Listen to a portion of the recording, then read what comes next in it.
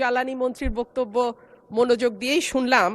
উনি সঠিক বলেছেন মাননীয় স্পিকার, গত 15 বছরে আসলে কোনো রকম জ্বালানির অনুসন্ধান হয় নাই, বাপেক্সকে শক্তিশালী করাও হয়নি। কিন্তু মাননীয় স্পিকার, সুখবরও আছে। তিতাস গ্যাস ক্ষেত্রের 11 কিলোমিটার এলাকায় 9টি স্থানে 27টা কূপ আছে। এর মধ্যে 22টা কূপ থেকে গ্যাস উৎপাদন হচ্ছে। 2025 সালের নভেম্বর পর্যন্ত এইসব কূপ থেকে দৈনিক গড়ে 333.56 মিলিয়ন ঘনফুট গ্যাস উৎপাদন হয়েছে। প্রাণ ফ্রুটো, সময় অসময় ফ্রুটোময়। এবং এটি আমার ব্রাহ্মণবাড়িয়াতে। এর মধ্যে আরও একটি সুখবর আছে মাননীয় স্পিকার।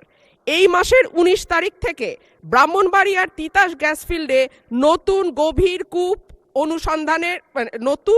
গভীর অনুসন্ধান কূপ খনন শুরু হয়েছে, যা থেকে দৈনিক 15 মিলিয়ন ঘনফুট গ্যাস জাতীয় গ্রিডে যুক্ত হবে বলে আশা করা যাচ্ছে।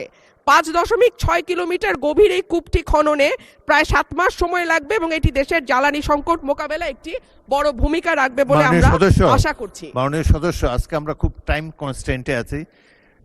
মাননীয় স্পিকার, আপনি মন্ত্রী তো বলেছেন যে উনি চেষ্টা করবেন আরো গ্যাসের রিজার্ভ আরো বাড়াবেন, এবং যদি আরো বাড়ে তাহলে সফল হলেই আপনার ওখানে। মাননীয় স্পিকার, একটা কথা তাহলে একটু মন্ত্রী মহোদয়কে আমি স্মরণ করিয়ে দেই। আমি একটি প্রশ্নের মাধ্যমে যখন গ্যাসের কথা তুলেছিলাম, আমাদের মাননীয় জ্বালানি মন্ত্রী আমাকে আশ্বস্ত করেছিলেন যে ঠিক আছে, আপাতত যদি হাউস হোল্ডে আমরা নাও দিতে পারি, আমাদের আশুগঞ্জের যে সার কারখানা আছে সেখানে গ্যাসের সংযোগের অভাবে কারখানাটি বন্ধ হয়ে গেছে। মাননীয় স্পিকার, মাননীয় মন্ত্রী যদি অন্তত সার কারখানায় গ্যাসটা দেয়, তাহলে আমি আমার এলাকার মানুষের কাছে একটু মুখ দেখাইতে পারি মাননীয় স্পিকার।